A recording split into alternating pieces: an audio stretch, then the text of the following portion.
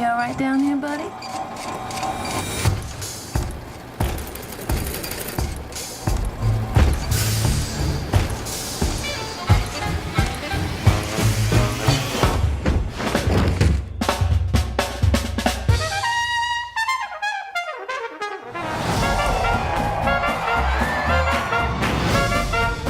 Y'all ready to go home? Have you heard of him before? No. You did? No. You know, that was one of my impetus to like do the movie because I was like, I had no idea. And I think it just rings true, you know, with, so many historians, you know, in the African American culture. We just don't know. It just wasn't recorded, you know. So who knew? Have you heard about the guy Bolden before you played the part? I had never heard about him before. Okay.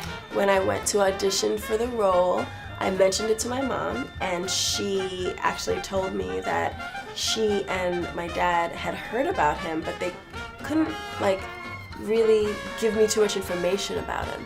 Like, yeah, that's the jazz, you know, the guy who started jazz, or, you know, but it was this, in the same way that I think a lot of people who had heard of him, it was like this mythical creature, kind of, because it wasn't rooted in like a lot of detailed information, because it was pre-documentation, it was pre-recording music, it was, you know, the beginning of even photography, so there are very few pictures of him. All that kind of stuff played into why people don't know that much about him. The story about this man, he was unrecorded.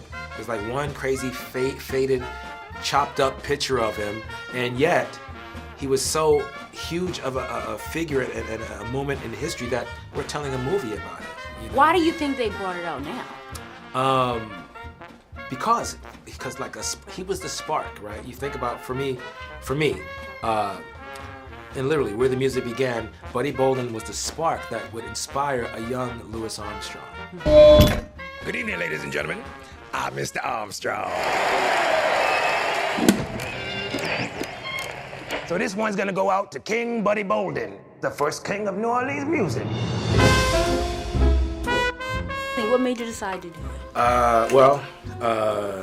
Louis Armstrong.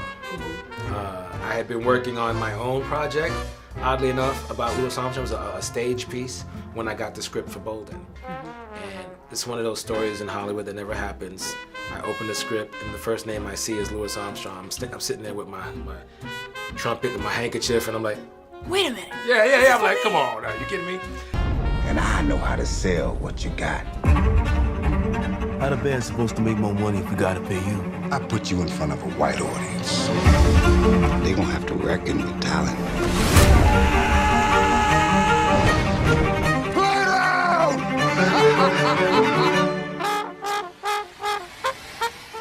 Of course, I played Bartley. The manager. The manager, Yes. the promoter, to make sure my boy's okay, man. I play Nora Bolden, Buddy's wife. Yes. I play his rock, his peace at home, and, Yes. and, you know, while he kind of lived in this like wild world of being a rock star, I played Nora, who was his home, and the mother of his child. You don't seem like much a church-going man, Mr. Bolden. Well, what a man. He done lost his mind.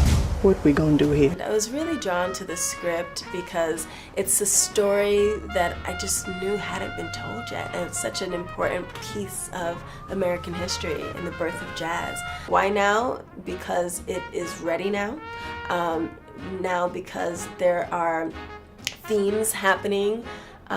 Even if this wasn't intentional, there are things being talked about, right, in society. There's the conversation around mental health, race relations, even though they look different, are echoing the past as they have for so long, and this film presents them in a way that they just haven't been presented before, and so hopefully now it incites conversations that can start to change things for the better and do change that sticks.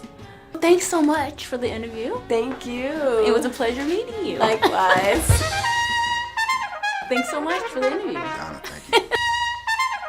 So congratulations. Thank you so much, Donna. Thanks It's so nice much. to meet you. Thank